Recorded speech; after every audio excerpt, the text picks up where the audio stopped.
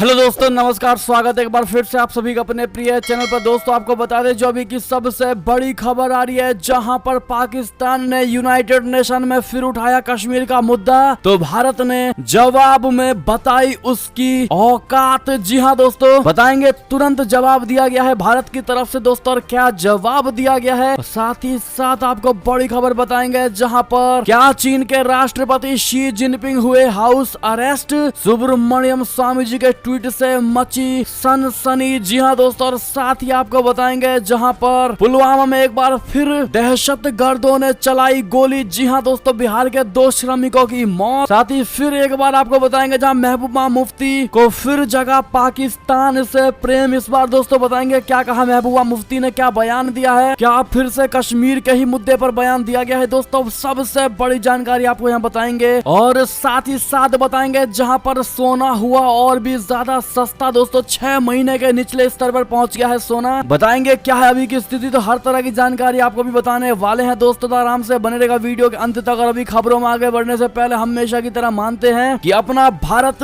Number 1 देश है दोस्तों, और भारत की विदेश नीति सबसे बेस्ट और सबसे टॉप की है। और मोदी जी हैं तो हर चीज मुमकिन है। तो वीडियो का भी कर दीजिए लाइक, चैनल को कर दीजिए सब्सक्राइब, बेल आइकन दबाइए, साथ ही कमेंट बॉक्स में लिख दीजिएगा जय हिंद। जी हाँ दोस्तों, चलते हैं पहली और सबसे बड़ी खबर की तरफ, जहां पाकिस्तान ने यूनाइटेड नेशन में फिर उठाया कश्मीर का मुद्दा, जिसके जवाब में भारत ने दिलाई उसको उसकी औकात। याद बता दे, कंगाल पाकिस्तान के सिर से नहीं उतर रहा कश्मीर का भूत। इमरान के बाद अब शहबाज शरीफ ने यूनाइटेड नेशन में उठाया है ये मुद्दा। बता दें, पाकिस्तान अपने 75 वर्ष के इतिहास की सबसे विनाशकारी बाढ़ से जूझ रहा है। बारिश से जुड़े हादसों में वे वहां सैकड़ों लोग मारे जा चुके हैं और हजारों लोगों के घर दुकान सब तबाह हो चुके हैं। पहले ही कंगाल हो चुका पाकिस्तान अब अपनी आबादी को राहत देने के लिए दुनिया से मदद मांग रहा है दोस्तों। और इस भीषण त्रासदी के बावजूद पाकिस्तान के सिर से भारत और कश्मीर का भूत उतरा नहीं है दोस्तों। संयुक्त राष्ट्र संघ की बैठक में भाग लेते हुए पाकिस्तान के पीएम शहबाज शरीफ ने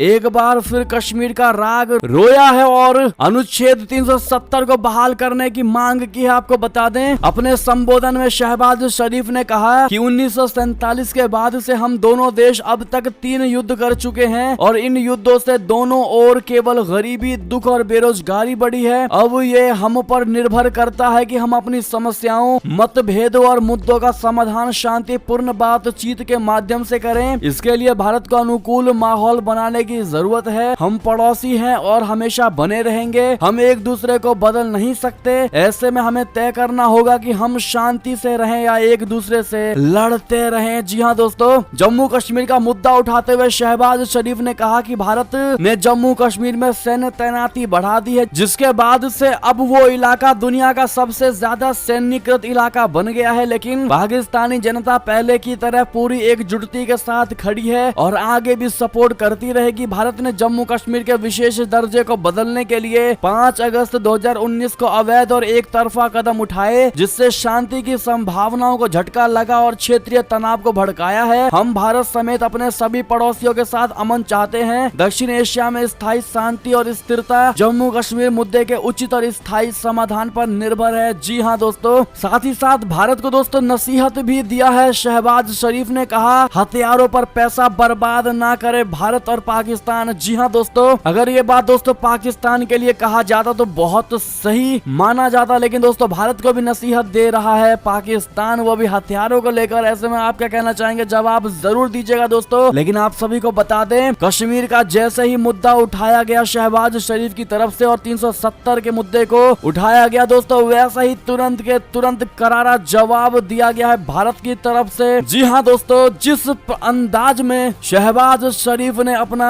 भाषण रखा दोस्तों, उसी के ही अंदाज में जवाब भी दिया गया है। भारत ने इस दौरान कहा कि भारत पर झूठे आरोप लगाने से पहले पाकिस्तान को अपने देश की हालत देखनी चाहिए। भारत ने साफ किया है कि जम्मू कश्मीर पर बोलने से पहले पाकिस्तान को इस्लामाबाद से सीमा पार आतंकवाद को रोकना चाहिए, और ये बात भारत की ओर से भारतीय मुख्य राजदूत मिजिटो विनिटो ने कही है दोस्तों। उन्होंने इस जवाब के लिए संयुक्त राष्ट्र महासभा में राइट ऑफ रिप्लाई का उपयोग किया है। विनिटो ने कहा कि पाकिस्तान में जब दलित समुदाय से हजारों महिलाओं को जानबूझकर अगवा किया जाता है, ऐसी मानसिकता पर हम क्या निष्कर्ष निकाल सकते सकते हैं। उन्होंने आगे कहा कि ये बहुत दुख की बात है कि पाकिस्तान के प्रधानमंत्री शहबाज शरीफ ने इस प्लेटफॉर्म को भारत पर झूठे आरोप लगाने के लिए इस्तेमाल किया है। उन्होंने ऐसा इसलिए किया ताकि वो अपने देश में हो रही घटनाओं पर पर्दा डाल सकें और भारत के खिलाफ अपने बर्ताव को उचित ठहरा सकें, जो कि पूरे विश्व को गवारा नहीं है। उन्होंने आतंकवाद पर भी पाकिस्तान को खरी खोटी सुनाई और कहा कि एक देश जो दावा करता है कि वो अपने पड़ोसियों के साथ शांति चाहता है, वो कभी भी सीमा पार आतंकवाद को प्रायोजित नहीं करेगा और ना ही मुंबई आतंकवादी हमले के योजनाकारों को आश्रय देगा। जी हाँ दोस्तों, ऐसे में दोस्तों भारत की तरफ से दिए गए इस करारा जवाब को आप सटीक मानते हैं नहीं, कमेंट में लिखकर जरूर बताइएगा। और भी कुछ भारत को एड ऑन करना चाहिए था दोस्तों तो वो भी सुझाव जरूर दीजिएगा। लेकिन जिस प्रकार से बार बार शहबाज शरीफ या पाकिस्तान का कोई भी मंत्री दोस्तों कश्मीर मुद्दे पर जब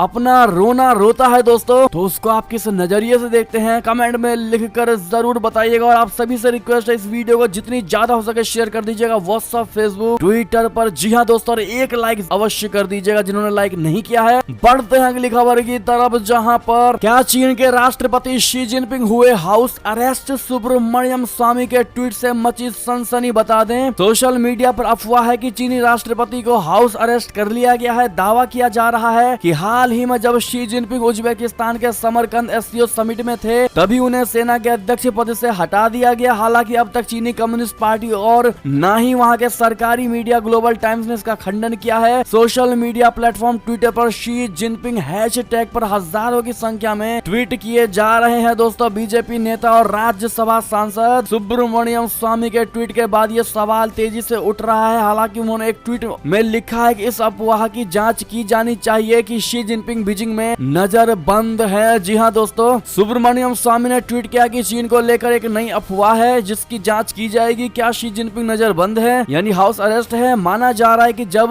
जिनपिंग हाल ही में समरकंद में थे तब चीनी कम्युनिस्ट पार्टी के नेताओं ने सेना के अध्यक्ष पद से हटा दिया था। उसके बाद अफवाह है कि उन्हें हाउस अरेस्ट किया गया है। इस ट्वीट के साथ ही उन्होंने एक वीडियो भी शेयर किया है दोस्तों, आप देख पा रहे होंगे सुब्रमण्यम स्वामी जी का ये ट्वीट। और आपको बता दें चीन के मुखपत्र ग्लोबल टाइम्स की तरफ से भी इसको लेकर कोई बयान नहीं आया है दोस्तों। ऐसे में तख्ता पलट की आशंकाओं के बीच चीन में कई वरिष्ठ अधिकारियों को मौत की सजा जिस प्रकार से शी जिनपिंग दे रहे हैं दोस्तों, ऐसे में जिनपिंग की उल्टी गिनती कहीं शुरू तो नहीं हो गई। चीन की सरकार की तख्ता पलट की आशंका के बीच कई चीनी अधिकारियों को मौत की सजा मिलने की खबर आई है। चीनी मीडिया रिपोर्ट्स के मुताबिक राष्ट्रपति शी जिनपिंग के अधिकार को चुनौती देने के आरोपी एक वरिष्ठ पूर्व चीनी सुरक्षा अधिकारी को शुक्रवार को एक प्रमुख कम्युनिस्ट पार्टी नेतृत्व कांग्रेस से कुछ हफ्ते पहले आजीवन कारावास की सजा सुनाई गई। साउथ चाइना मॉर्निंग पोस्ट ने चीन में 2 पूर्व मंत्रियों को मौत की सजा भी सुना दी गई दोस्तों। और चीनी अधिकारियों और मंत्रियों को मौत और उम्र कैद की सजा उस वक्त सुनाई गई जब कई रिपोर्ट्स में आशंका जताई गई है कि शी जिनपिंग का तख्ता पलट कर दिया गया है। जी हाँ दोस्तों, अब देखना ये होगा कि चीन की तरफ से इसको लेकर दोस्तों क्या रिप्लाई आता है। इसलिए अगर चैनल पर नए हैं तो चैनल को सब्सक्राइब जरूर कर लीजिएगा हर खबर को सबसे पहले पाने के लिए, वो भी इंटरनेशनल खबर। जी हाँ दोस्तों, बाहर की दुनिया से एक भी खबर हमारे चैनल पर नहीं बच सकता, तो सब्सक्राइब जरूर कर लीजिएगा अगर नए हैं तो। एक और खबर की बात करें, जहां निहत्थों पर हमला, फिर पुलवामा में बिहार के 2 श्रमिकों को दहशतगर्दों ने मारी गोली, सुरक्षा बल ने चलाया सर्च ऑपरेशन। बता दें घाटी में एक बार फिर आतंकियों ने कायराना हरकत को अंजाम दिया है। शनिवार को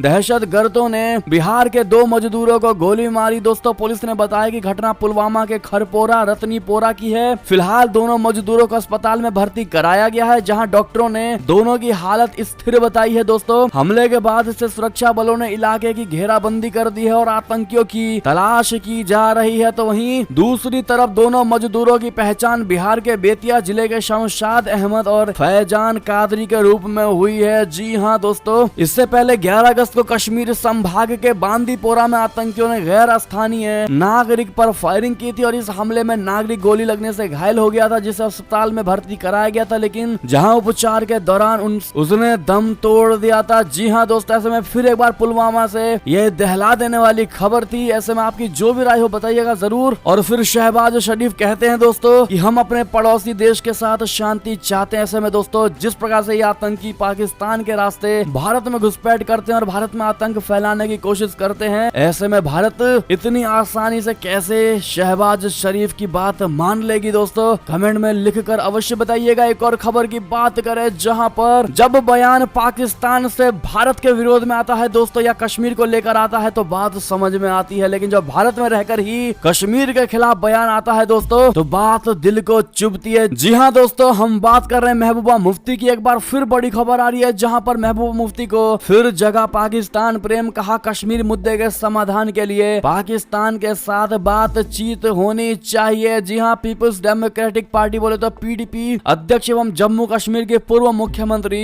महबूबा मुफ्ती ने शनिवार को कहा कि भारत और पाकिस्तान को एक साथ बैठकर उप महाद्वीप में शांति और विकास के लिए कश्मीर मुद्दे को सुलझाना चाहिए। मुफ्ती ने अनंतनाग में पत्रकारों से कहा कि भारत और पाकिस्तान को उसी तरह बैठना चाहिए जैसे पूर्व प्रधानमंत्री अटल बिहारी वाजपेयी के समय के दौरान की जम्मू कश्मीर मुद्दे को सुलझाने के लिए किया गया था। उन्होंने संयुक्त राष्ट्र महासभा में पाकिस्तान के प्रधानमंत्री शहबाज शरीफ के भाषण पर प्रतिक्रिया देते हुए कहा है कि कश्मीर मुद्दे का समाधान होना चाहिए। अगर पाकिस्तान ने भारत और पाकिस्तान के बीच अच्छे संबंधों के अलावा जम्मू कश्मीर मुद्दे को सुलझाने के लिए कहा है तो हल किया जाना चाहिए, और यदि दोनों देशों के बीच संबंध होंगे तो गरीबी में सुधार आएगा। जी हाँ दोस्तों, उन्होंने कहा कि जम्मू कश्मीर का समझौता न केवल लोगों के लिए बल्कि दोनों देशों के विकास और उप महाद्वीप के लिए अच्छी खबर हो सकती है। उन्होंने जोर दिया कि जम्मू कश्मीर का मुद्दा पिछले 70 से 75 वर्षों से एक जटिल मुद्दा रहा है और इसका समाधान जरूरत है। यानी कि दोस्तों महबूबा मुफ्ती को आज भी ये लगता है कि जम्मू कश्मीर पर समाधान निकलना चाहिए। यानी कि दोस्तों भारत में रहकर भी इस तरह की बात करना दोस्तों क्या शोभा देता है, क्योंकि भारत हमेशा से स्पष्ट कर चुका है कि जम्मू कश्मीर पर समाधान हो चुका है, कश्मीर भारत का था, है और रहेगा, इस पर अब कोई बात नहीं होनी चाहिए। ऐसे में दोस्तों महबूबा मुफ्ती जिस प्रकार से बार बार पाकिस्तान की पैरवी करती हैं दोस्तों और कश्मीर का मुद्दा उठाती है, ऐसे में इन पर आप क्या जवाब देना चाहेंगे दोस्तों, कमेंट में लिखकर जरूर बताइएगा।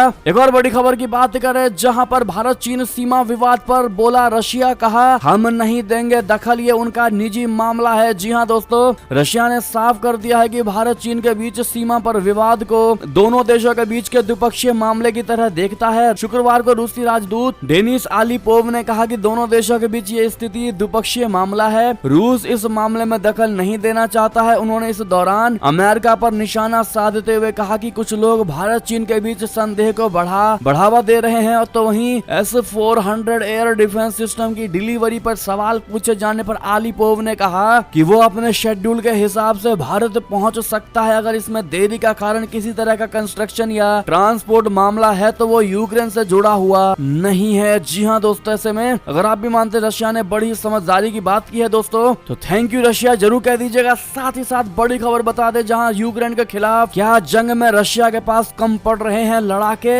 ऐसे में विदेशियों को नागरिकता देने का पुतिन का नया प्लान बता दें। यूक्रेन के खिलाफ जंग के बीच रशिया ने शनिवार को बहुत बड़ा फैसला लिया है। रशिया ने कहा है कि यूक्रेन के खिलाफ युद्ध में शामिल होने वाले विदेशी नागरिकों को अपने देश की नागरिकता देगा। इसके साथ साथ रशिया ने जंग के बीच में स्वेच्छा से आत्मसमर्पण करने वाले जवानों और लड़ने से इनकार करने वालों के लिए सजा और कड़ी कर दी है। रशिया के इस फैसले से यह भी सवाल उठ रहा है कि क्या रूसी सेना के पास जवानों की कमी तो नहीं रह गई। जी हाँ दोस्तों, यूक्रेन के खिलाफ लड़ाई और तेज करने के लिए रूसी राष्ट्रपति व्लादिमीर पुतिन ने बुधवार को देश में सैन्य मोबिलाइजेशन और मार्शल लॉ की घोषणा कर दी। यूक्रेन के साथ करीब 7 महीने से जारी युद्ध में मिले झटके के बाद रूसी राष्ट्रपति व्लादिमीर पुतिन ने अपने देश में जवानों की आंशिक तैनाती की घोषणा करते हुए कहा कि ये उपाय आवश्यक है क्योंकि रूस पूरी पश्चिमी सैन्य मशीन से लड़ रहा है। अधिकारियों ने बताया कि 3 लाख रिजर्विस्ट बोले तो आरक्षित सैनिक की आंशिक तैनाती की योजना बनाई गई है दोस्तों, और इसी वजह से पब्लिक वहां की भाग रही है। और अब रशिया को ये लग रहा है, यानी पुतिन को ये लग रहा है दोस्तों कि रशिया की जनता देशभक्त नहीं है और वो सैनिक में शामिल होने से भाग रही है दोस्तों। ऐसे में अब विदेशियों को क्यों ना रशिया की नागरिकता दे दी जाए इस शर्त पर कि वो हमारे साथ बल में शामिल होकर के मशीनों से लड़े। ऐसे में क्या लगता है दोस्तों आपको, क्या विदेशी जाएंगे रशिया में नागरिकता लेने? एक और बड़ी खबर की बात करें दोस्तों, जहां पर अमेरिका में गर्व से बोले जयशंकर जी, कहा गुलामी में चरम पर थी गरीबी और आज 5वीं सबसे बड़ी आर्थिक ताकत है मेरा भारत। जी हाँ दोस्तों, संयुक्त राष्ट्र महासभा के 77वें सत्र को संबोधित करने पहुंचे विदेश मंत्री जयशंकर जी ने भारत की विकास गाथा दुनिया के सामने रखी। उन्होंने भारत की आजादी के 75 साल पूरे होने पर आयोजित एक कार्यक्रम में गुलामी के पहले के भारत, गुलामी के दौरान का भारत और गुलामी के बाद के भारत में अंतर बताया। जयशंकर जी ने कहा कि गुलामी गुलामी के पहले भारत इतना संपन्न था कि वैश्विक जीडीपी में हमारा योगदान 1/4 का था। गुलामी के दौरान भारत ने चरम गरीबी भी देखी, लेकिन आजादी के 75 साल बाद आज भारत दुनिया की 5वीं सबसे बड़ी अर्थव्यवस्था बनकर गर्व से खड़ा है। जी हाँ दोस्तों, ऐसे में अगर आपको भी दोस्तों गर्व है कि आप भारतीय हैं तो ये बात कमेंट में जरूर लिखिएगा, मेरा भारत महान। और साथ ही साथ इस बयान के लिए दोस्तों जयशंकर जी को बहुत बहुत धन्यवाद कहना मत भूलिएगा। एक और बड़ी खबर की बात करें, जहां पर ताइवान में अमेरिकी दखल से बौखलाया चीन, कहा ये हमारा आंतरिक मुद्दा है, कृपया बीच में ना पड़े। जी हाँ दोस्तों, ताइवान में अमेरिका की दखल अंदाजी से चीन बौखलाया हुआ है। उसे ताइवान में अमेरिका की किसी भी तरह की मौजूदगी पसंद नहीं आ रही है, लिहाजा उसने जो बाइडेन सरकार पर तीखे शब्दों की बौछार कर दी है। चीनी विदेश मंत्री वांग यी ने अमेरिकी विदेश मंत्री एंटनी ब्लिंकन से साफ शब्दों में कहा है कि ताइवान पर अमेरिका बहुत ही गलत और खराब सिग्नल भेज रहा है। वांग ने कहा कि इसकी वजह से ताइवान की आजादी को तेज होती गतिविधियों से शांतिपूर्ण समाधान की संभावना कम होती चली जाएगी। जी हाँ दोस्तों, ड्रैगन ने यह भी कहा है कि ताइवान के मसले का समाधान करने के लिए चीन जिस भी मेथड का इस्तेमाल करेगा उसमें अमेरिका को दखल देने का कोई अधिकार नहीं है। एंटनी ब्लिंकन और वांग यी के बीच शुक्रवार को न्यूयॉर्क में संयुक्त राष्ट्र महासभा से इतर 90 मिनट की सीधी बातचीत हुई। जी हाँ दोस्तों, जिसमें पूरा फोकस सिर्फ और सिर्फ ताइवान पर ही रहा। दोस्तों बात करें अगली खबर की, जहां पर क्वाड की चीन पर नजर, ड्रैगन को घेरने के लिए चारों देशों ने बनाई रणनीति, भारत को मिल सकती है बहुत बड़ी जिम्मेदारी। जी हाँ दोस्तों, विस्तारवादी चीन के दुनिया में बढ़ते खतरे को देखते हुए भारत, जापान, ऑस्ट्रेलिया और अमेरिका के नेतृत्व वाला समूह बोले तो क्वाड लगातार आपसी संबंध मजबूत करने में जुटा है। चारों देशों के विदेश मंत्रियों ने शुक्रवार को संयुक्त राष्ट्र महासभा की 77वीं बैठक के दौरान अलग से बातचीत की और क्वाड की इस बैठक में भारत के विदेश मंत्री एस जयशंकर जी, अमेरिकी विदेश मंत्री एंटनी ब्लिंकन, जापानी विदेश मंत्री योशी मासा हयाशी और ऑस्ट्रेलियाई विदेश मंत्री पेनी वोंग शामिल हुए। चारों देशों ने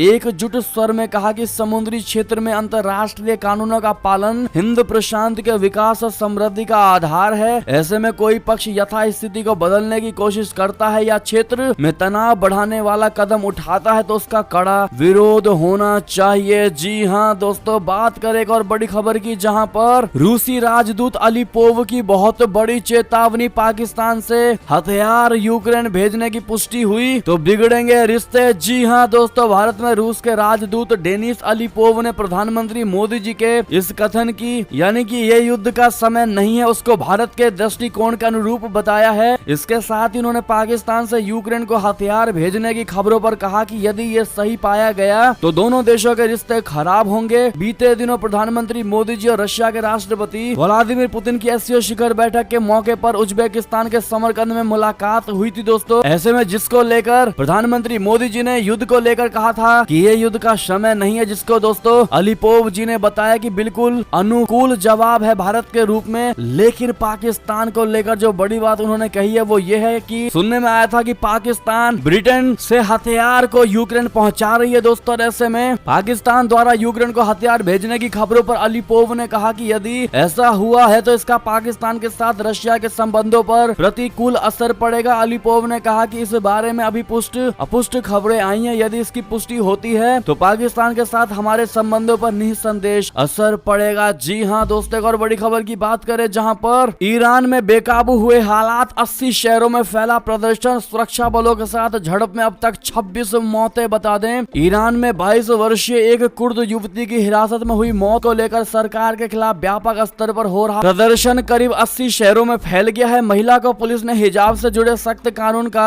कथित तौर पर उल्लंघन करने को लेकर गिरफ्तार किया था। महासा अमीनी की मौत के बाद सैकड़ों प्रदर्शनकारियों ने सड़कों पर उतरकर सरकार विरोधी नारे लगाए, जो इस्लामिक शासन को और देश के सर्वोच्च नेता अयातुल्ला अली खामेनेई के प्रति लक्षित थे। प्रदर्शनकारियों में ज्यादातर महिलाएं थी। जी हाँ दोस्तों, ऐसे में जो बड़ी खबर वो यही है कि अब तक इस सुरक्षा बलों के साथ झड़प में 26 लोगों की मौतें हो चुकी हैं दोस्तों, और प्रदर्शन लगातार बढ़ता ही जा रहा है। बढ़ते हैं अगली खबर की ओर, जहां आईटीबीपी टीम का बहुत बड़ा कारनामा, पहली बार सिक्किम स्थित चोटी माउंट डोम खांग को किया फतेह। जी हाँ दोस्तों, देश की सीमा की रखवाली करने वाले बल इंडो तिब्बतन बॉर्डर पुलिस बोले तो आईटीबीपी की टीम ने पहली बार सिक्किम स्थित चोटी माउंट डोम खांग बोले तो 7000 मीटर से अधिक ऊंची को फतेह करने में सफलता हासिल की है। एक अधिकारी ने शनिवार को यह जानकारी जानकारी दी। उत्तरी सिक्किम को के लाचेन घाटी में स्थित माउंट डोम खांग की ऊंचाई 7250 मीटर है। इसके लिए दोस्तों कांग्रेचुलेट जरूर कर दीजिएगा अपने आईटीबीपी के इन जवानों को। एक और खबर की बात करें दोस्तों, जहां पर भारत में लागू करवाना था शरीयत कानून, मेरठ में पकड़े गए पीएफआई सदस्यों का खुलासा। जी हां दोस्तों, पॉपुलर फ्रंट ऑफ इंडिया पर जांच एजेंसियों के छापे के बाद बहुत बड़ी जानकारियां सामने आ रही हैं। यूपी के मेरठ से गिरफ्तार किए गए पीएफआई के 4 सदस्यों ने पूछताछ में बहुत बड़ा खुलासा किया है। ये लोग 2047 तक भारत में शरीयत कानून लागू करके गजवाए हिंद मिशन पर काम कर रहे थे। चारों आरोपी केरल के मंजीरी स्थित पीएफआई के ट्रेनिंग कैंप में हथियार चलाने की ट्रेनिंग ले चुके थे। जी हाँ दोस्तों, ऐसे में अब इनको क्या सजा मिलनी चाहिए दोस्तों, वो तो आप जरूर बताइएगा। साथ ही साथ इनके सपने को कौन सी सरकार नाकाम कर सकती है दोस्तों, बताइएगा जरूर। और 2024 में आप लोगों की क्या राय है दोस्तों, लोकसभा चुनाव कौन जीतेगा और कौन होगा अगला प्रधानमंत्री, देखते हैं क्या है हमारे भारत की जनता की राय। एक और बड़ी खबर की बात करें, जहां पर शिवाजी की धरती पर पाकिस्तान जिंदाबाद नहीं करेंगे बर्दाश्त, बता दें सीएम एकनाथ शिंदे ने दी बहुत बड़ी चेतावनी। बता दें पुणे में कलेक्ट्रेट भवन पर कथित तौर पर लगाए गए पाकिस्तान जिंदाबाद के नारे को लेकर महाराष्ट्र में सियासत गर्मा गई है दोस्तों। भाजपा नेताओं के बाद सीएम एकनाथ शिंदे ने भी इसे लेकर कड़ा रुख अख्तियार किया है। शिंदे ने 2 टुक शब्दों में कहा कि ऐसे लोगों के खिलाफ कड़ी कार्रवाई की जाएगी। शिवाजी की धरती पर इस तरह के नारे बर्दाश्त नहीं किए जाएंगे। हालांकि प्रशासन ने इस तरह की नारेबाजी से इनकार कर दिया है। जी हाँ दोस्तों, अगली बड़ी खबर की बात करें, जहां पर प्रगतिशील समाजवादी पार्टी और अखिलेश यादव के बीच बड़ी मतभेद की खबर। दोनों ने अलग बनाई दूरी, अलग रास्ते पर निकले शिवपाल यादव। बताया क्या है उनका मकसद, बता दें सपा विधायकों की बैठक में ना बुलाए जाने के बाद से ही नाराज चल रहे प्रगतिशील समाजवादी पार्टी के अध्यक्ष शिवपाल सिंह यादव ने अखिलेश यादव और समाजवादी पार्टी से पूरी तरह से दूरी बना ली है। शिवपाल अब पूरी तरह से अलग रास्ते पर चल पड़े हैं। संभल पहुंच चुके शिवपाल ने बताया, यानी कि उन्होंने बातचीत के दौरान अपना आगे का मकसद बताया। उन्होंने कहा कि अब सपा और अखिलेश यादव के साथ गठबंधन की कोई गुंजाइश ही नहीं है, हम अब अलग रास्ते पर निकल चुके हैं। यदुकुल पुनर्जागरण मिशन के तहत लखनऊ और एटा के बाद संभल के कैला देवी मंदिर पर बैठक की है। पूरे उत्तर प्रदेश में शोषित पीड़ित वंचित को जगाने का काम करेंगे और इसमें सबसे ज्यादा जिम्मेदारी यदुकुल के लोगों की है। जी हाँ दोस्तों, ऐसे में क्या लगता है आपको, शिवपाल यादव ने दोस्तों बिल्कुल सही डिसीजन लिया है कि नहीं, बताइएगा जरूर। एक और खबर की बात करें, जहां पर सोना हुआ और सस्ता, 6 महीने के निचले स्तर पर पहुंचा गोल्ड। आखिर क्या है इसकी कीमत, बता दें सोने की कीमत में फिर से बड़ी गिरावट देखने को मिली है। सोना एक बार फिर सस्ता होकर 49,432 रुपए प्रति 10 ग्राम पर पहुंच गया है। जी हाँ दोस्तों, सोने की कीमत में पिछले हफ्ते भी गिरावट देखने को मिली है और एक बार फिर से सोने की कीमत में गिरावट की ओर बढ़ रही है दोस्तों। सोने के साथ साथ चांदी की कीमत में भी गिरावट देखने को मिली है। सोना 6 महीने के निचले स्तर पर पहुंच गया है, तो वहीं चांदी का भाव 56,100 रुपए प्रति किलोग्राम पर पहुंच गया है। जी हाँ दोस्तों, ऐसे में ये थी दोस्तों अब तक की सारी बड़ी खबरें। आपको हमारी खबर कैसी लगी, आशा करता हूँ बहुत अच्छी लगी होगी। अगर थोड़ी भी अच्छी लगी है तो इस वीडियो को भी अपने भाई बंधुओं में व्हाट्सएप, फेसबुक, ट्विटर के जरिए पूरे भारत में शेयर करना बिल्कुल मत भूलिएगा दोस्तों। और अभी कर दीजिए इस वीडियो को लाइक, चैनल को कर दीजिए सब्सक्राइब, बेल आइकन दबाइए, साथ ही कमेंट बॉक्स में लिख दीजिएगा जय हिंद जय भारत।